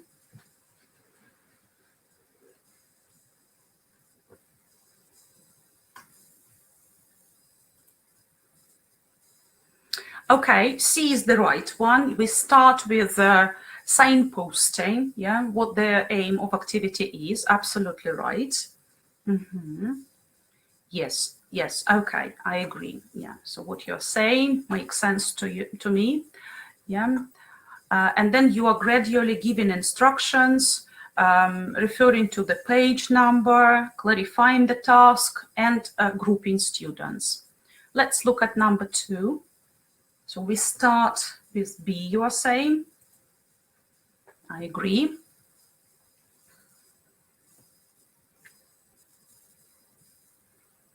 What comes after B? What do you need to do next? Look at the handout. Can anyone make a WH question? You are demonstrating the activity, right? What happens next? Good, Julia. Okay, slightly different answer given by other participants, but Julia was right. Here is a sequence of instructions that we can rely on. So first, we are demonstrating the activity, then we are giving instructions, do the same, yeah, basically, and then you are allocating partners, grouping students, and giving them a kind of cue. Start doing, yeah, ask your partners. And number 3, let's have a look at number 3.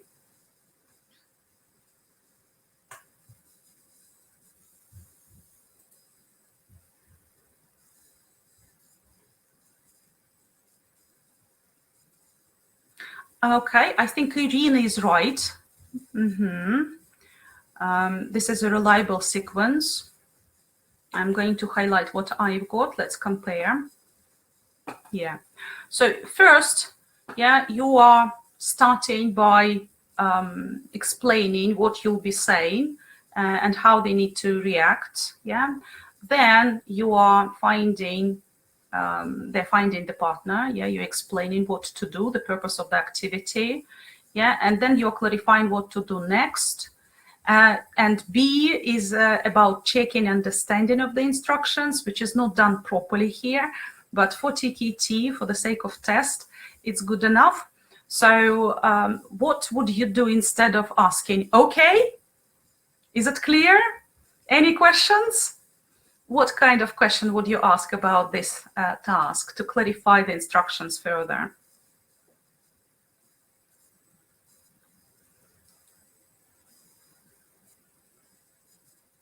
Okay, I'm trying to elicit some instruction checking questions for the activity. What will you do? Okay, yeah, what will you do? Yeah, where? Okay, yeah. Do you have to talk to one person or different partners? Yeah. What do you do when you hear stand up?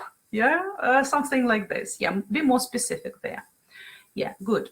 If you ask, is it clear? Do you understand? Yeah, some of the students might find it intimidating and they won't be revealing their weaknesses. So it won't help you check understanding. Yeah, when do you sit down? Very good. Yeah, great, Victoria. Okay, so let's go back to how we can group students. Remember, yesterday we talked about interaction patterns, and we can use pairs, yeah, individual work, group work, mingling activities, and so on and so forth. Here you have a matching task. Yeah, the pictures, the diagrams are given, and you need to recognize the interaction patterns, what the students are doing in the classroom. Okay, closed pairs, you think it's number 3. You're right. Very good.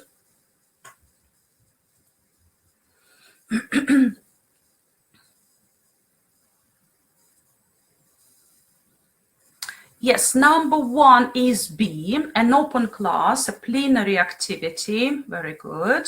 When the teacher is in front of the students and they are leading that activity, nominating students and eliciting some of their ideas. Yeah. 3, yeah, okay, we've talked about 3, we've talked about 1. Yeah, C2, you are saying? Open pairs. No, they're not open pairs, I'm sorry. This is not right. 2D, okay, let's check it. Yes, 2 illustrates individual work when the teacher is just monitoring and the students are doing things on their own. Yeah, how about number 4? What's that about? Open pairs, absolutely. Yeah, that's what it's like. So we can use open pairs to demonstrate an activity. You nominate a couple of strong students and show them what to do so that it becomes clearer for others. Great. 44? Yes, Natalia, that's a good answer. Okay. Yeah, here are the answers. Have a look. If there is a question, drop me a line.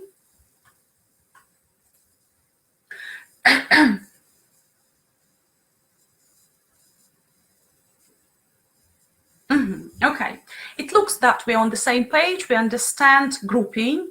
Now, in the classroom, during your lessons, there might be something wrong about grouping students, yeah? What problems can you anticipate related to interaction patterns? Could you share with me?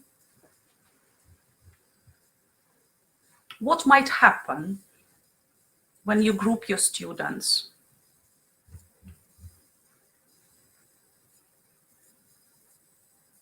Dislike? Do you mean they dislike their partners or what? Yeah, mixed abilities, weak students, yeah. Yeah. They do say that, yes, okay, I got it, yeah. Yeah, they have their preferences, yeah, absolutely, yeah. Yeah, they might dominate and they won't let others to speak. Yeah, that's something I wanted to see here. Good. They don't want to work, yeah, together. Yeah, they are reluctant. Yeah, domination, absolutely. Some of them might be dominant. Yeah, yeah. Some of them prefer working individually. Yeah, or vice versa. Yeah. Right. Okay. Great ideas. I have a sample task about that, but I just wanted to ask you first, what do you do if there is a problem of this kind? For example, the students express their preferences, yeah, and they're saying, I want to work on my own, or I want to work with him, or something else, yeah. I don't know how to do this task, yeah, can we do that together, whole class? What do you do in these situations? Give roles. Okay, so by giving role, perhaps you can give them answers, instructions, yeah, to help them so that they feel responsible and more motivated. Yeah, I agree, Daria, that we can insist actually on grouping them somehow, and it will become a kind of habit. They will know, they will get used to that, right? That can help. Yeah. Sometimes you can let them, yeah, decide. Yeah, that's a great idea, using different cards. So there is an element of chance, yeah, and they won't be really unhappy about this decision. It's not your decision any longer. Yeah, that's a very good idea. The teacher can be a partner, I agree, but if you do that, you won't be able to manage other students, other groups. Yeah.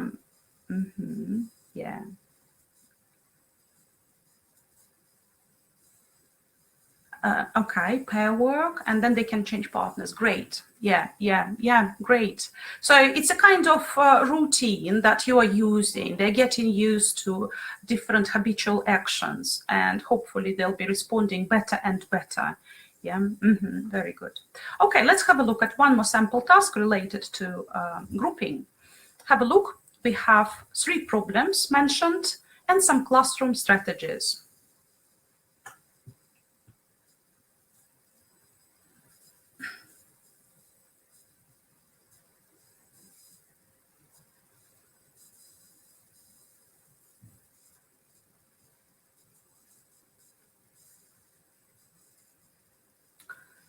Okay. Great ideas. You can see what to do with bored students.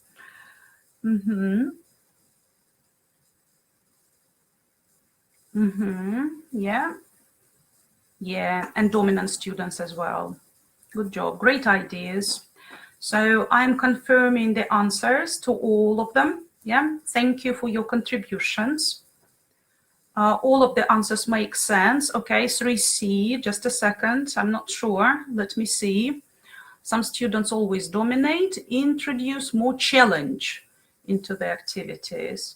I don't know, I'm not sure it will work. Yeah, it's tricky. It doesn't work necessarily. Yeah, but for bored students, introducing more challenging activities can work. Yeah. Okay, right. Okay, so we can see that most of you agree, and that's great. And we are moving on. Now let's talk a little bit about feedback. And of course, feedback is quite an interesting topic, and it can take a long period of time to explore it, to discuss all the feedback techniques, but we'll mention some of the things that we need to consider. First, have a look at 6 statements here on the slide and type in whether they are true or false. Let's look at number 1 first. Feedback is only from the teacher to students. Type in T if it is true and F if it is false. Good. Yeah, most of you think it is false, and obviously feedback can be elicited and can be given from students to the teacher, or from students to students. Yeah, or they can give self-evaluation as well. Yeah, so it's a multifaceted phenomenon. Number 2, the main reason for feedback after an activity is to correct errors. Is it true or false? False. Okay, yeah. So it's not only about error correction, it's about identifying some strengths, highlighting, oh, thank you for all of the answers here right away. Yeah, highlighting some good language use and other aspects that we've talked about related to progress, behavior, and so on. So number 3, is it only about the topic of the lesson? I need to scroll up because you were so fast. Yeah, most of you are saying it is false. I think it is our priority, yeah, to give feedback relevant for the topic of the lesson, but at the same time, yeah, you may find out something really important, crucial, like a fossilized error, for example, yeah, or some good language used, which can be useful for all students, and you'll be highlighting that, yeah, so it's not a must. Feedback which is negative should be constructive. I can see that most of you are saying that number 4 is true. It should be constructive. How do we make it constructive? Yeah, by giving examples that you've heard, you've taken notes of, yeah, and by showing students how they can improve that area. Feedback should give students an idea of how to make progress. Yeah, do we agree? We do. Great. And finally, the feedback. In the feedback, the teacher will talk a lot. Is number 6 true or false? Yeah, so it can be student-centered. Yeah, you can highlight It is tricky, of course, but if you keep in mind student-centeredness as one of the principles, then probably you'll be delegated that to the students, yeah, and arranging a variety of activities so that they can collaborate, work together, and work out what went wrong, what they need to work on, and so on. Right, so just to sum up, yeah, giving feedback is a complex skill that you can develop, of course, and foster. And you need to keep in mind who will be giving feedback, yeah, how, of course, it can be done, yeah, what is the level of, I don't know, of your students, so that it is clear for them. What kind of mode you'll be using, like if it is spoken or written feedback, yeah, at the end of the lesson, you can send them some kind of messages. If you're using a learning management system, perhaps you can give them some stickers, yeah, rewarding their good performance and so on. And the focus of feedback might be different. It's not only about error correction, it's about many other aspects. So the focus of feedback might be different. Now here you have 5 sentences, 5 situations, yeah? And you need to identify the focus. What is the teacher trying to highlight? Yeah, like the first one, you've really made progress in your use of tenses. Of course, the teacher is focusing on grammar for sure. Yeah, what else do they want to highlight?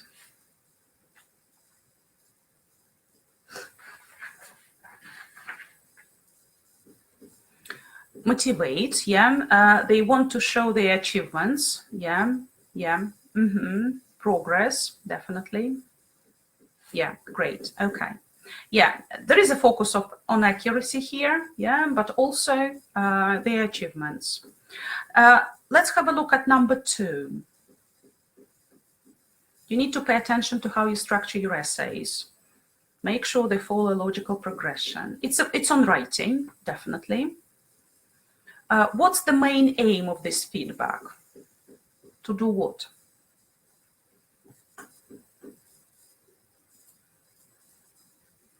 Yes, to give recommendations. Yeah, what actions to take. Yeah, to improve. Very good. Okay, let's have a look at number 3. Be careful with your pronunciation of th. Oh yes, interdental sounds.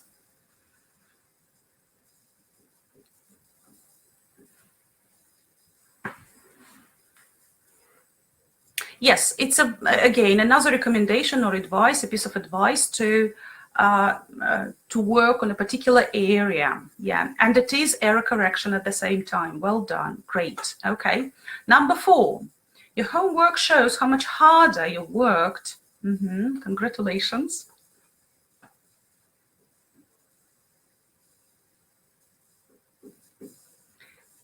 Yeah, yeah, good, encouraging, yeah, praise, yeah, great ideas here, yeah. Someone has mentioned that it might be not constructive enough. Yeah, maybe you can give more examples here, I don't know. Number 5, try to read more about your subject before you start writing. Yeah, again, encouraging.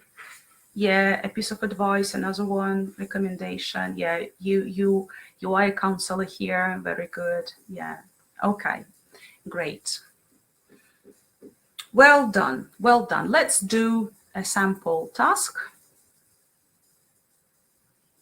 which is about giving feedback on written work. Okay, take some seconds, yeah, 5 to 10, and start typing in your answers.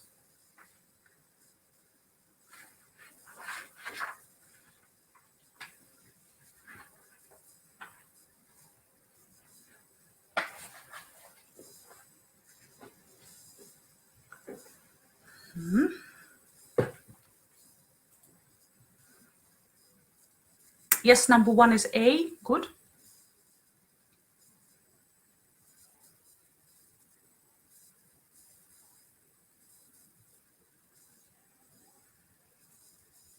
2 is C, yeah. Okay, so I've seen all of the answers and you all agree. Yeah, very good. Yeah, so we do understand the aims of feedback.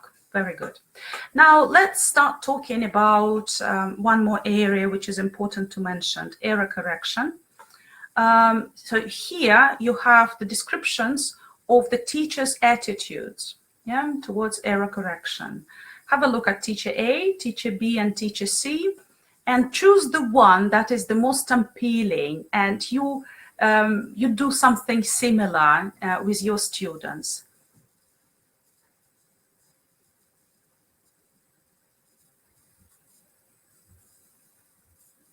Mm-hmm.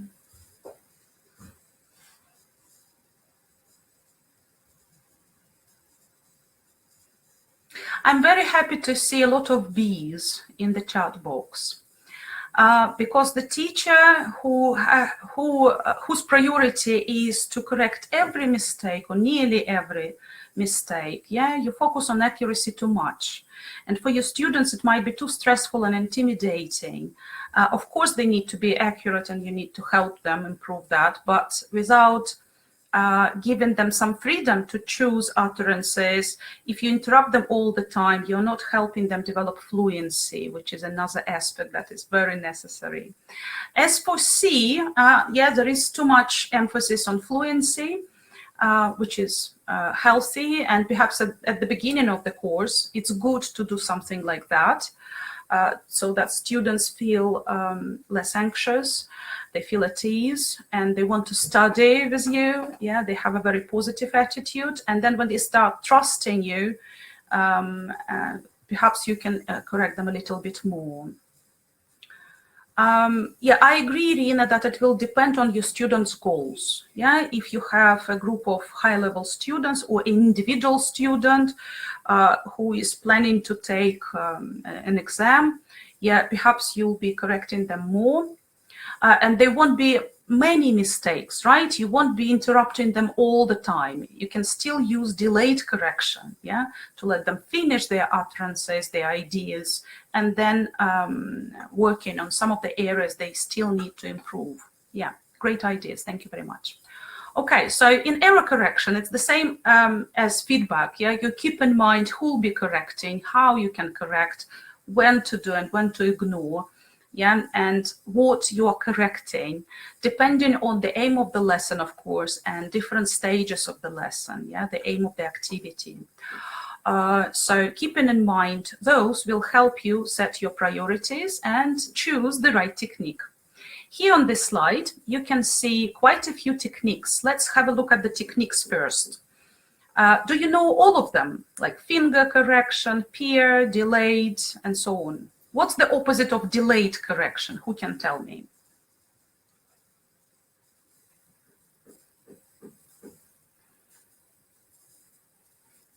Yes, immediate correction is the opposite of delayed. Yeah, reformulation is similar to recasting. Yeah, peer and self-corrections should be well promoted. Yeah, and auto-correction and prompting students can help you correct themselves. Yeah, okay, have a look at the situations 1, 2, 3, 4. Take some time and decide which correction techniques to choose.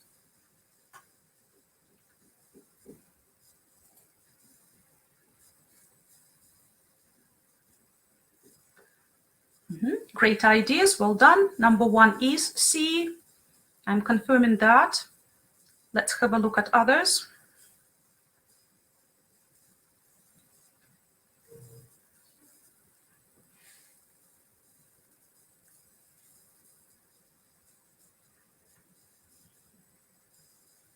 Okay, 2E. Yeah, I totally agree.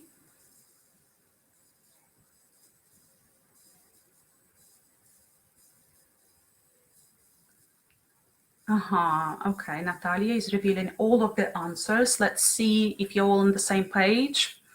If there is an element of disagreement, I can explain some of the things. Okay, you seem to agree. Perfect. Yeah, so I'm highlighting the answers and they are the same. Very good. Okay. yeah, if you are interested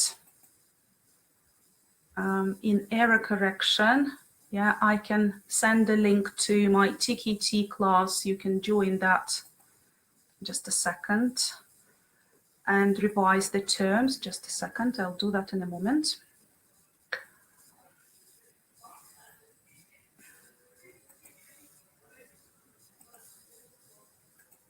Okay, that must be the link for my Quizlet sets. Yeah, so there is a set on error correction, the teacher's roles, yeah, and many other aspects we've talked about throughout these 3 days. Yeah, and let's finish up the session by talking about 2 more things. First of all, correction code.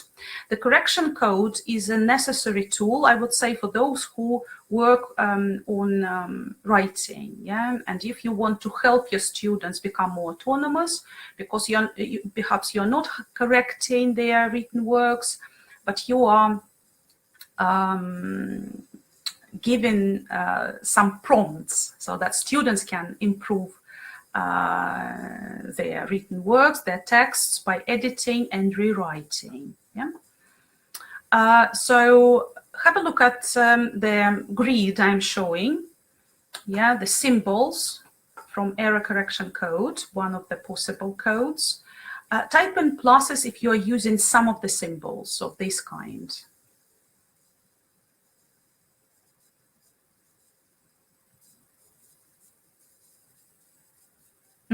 Good, good. Of course, the symbols that you might be using are different, yeah, and it's okay. But for TKT, perhaps we need to understand the principle of how we make a code, yeah, which symbols we can rely on.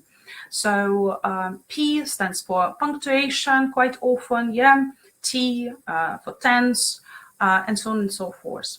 So if you look at this example, could you identify the errors? Yeah, what are the mistakes? What's wrong with this sentence? And what codes you would be using? There might be several things you would like to highlight. I don't know.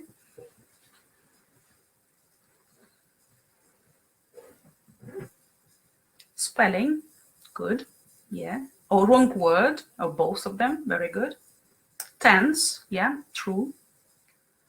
Yeah, I can see a lot of wrong words. Yeah, tenses, okay. Anything else? Punctuation, absolutely right. I think I've seen enough, yeah. So that's what I've highlighted, yeah. Spelling, yeah, tense or grammar or word order as well, yeah. So whatever you want to focus on, yeah, maybe all of them. And punctuation, of course, yeah, because it's an indirect question. Right. So what's the time? I'm running out of time. I'll skip this slide. You'll have a look at the sample later, and I'm going to summarize what we've talked about. So we've talked about classroom management, and classroom management is not only about, setting up tasks. Yeah, it's about managing the learning process. It's about using your language, and the wrong word is wider, yeah? Maybe the choice of the word is wrong. It's not only about spelling, Feroz, yeah? So that's why we need both codes, perhaps, yeah, to highlight both problems. It's also about projecting your voice, yeah, being clear when you explain things or give instructions. It's about establishing boundaries and maintaining a good level of discipline.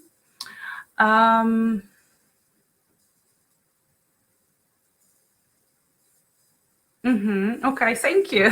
You think, yeah, for newly qualified teachers, perhaps, yeah, this is useful. Okay.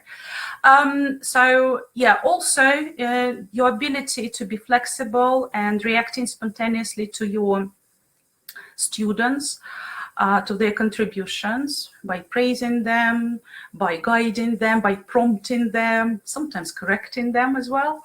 Yeah, and your ability to make use of resources and being generally prepared for a variety of different situations that might happen in the classroom. Yeah, that's what classroom management is like.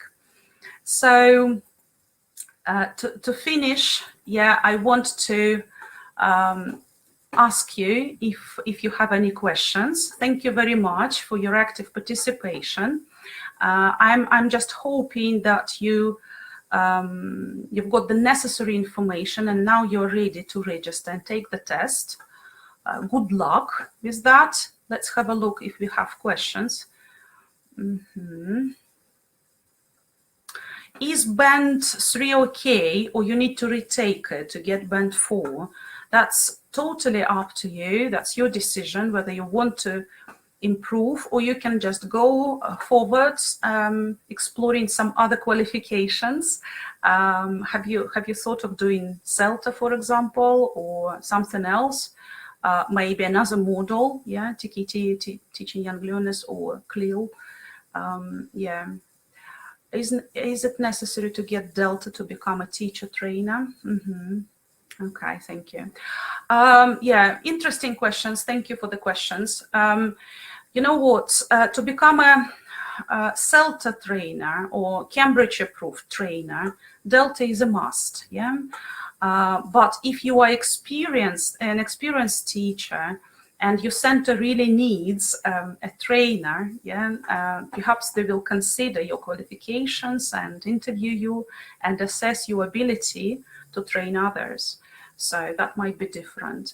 When I wanted to become a CELTA trainer, yeah, my Delta helped me. I didn't have any problems, and I didn't need an external assessor to be approved. Yeah, but I had a training, of course, for that. So I also did a teacher training course from International House. Yeah, that also helped me, and I did that at the beginning of my career as an educational manager, because I wanted to know how to run workshops, for example, or manage teachers, how to help them in the best way. So that helped me. So I would recommend you doing one of the courses you can find for trainers that can help. So Delta is not about training teachers, but without that knowledge, perhaps you can't help others to teach properly, right? Okay, so I'm done. Thank you for the questions. I can't see any other questions. And yeah, it was a very inspiring, actually, interactive session. Yeah, this one and the previous couple of sessions. I really enjoyed working with all of you. Thank you for your contributions. You've been very active, yeah. So I'm very grateful for that. And looking forward to seeing you in other sessions, events, webinars.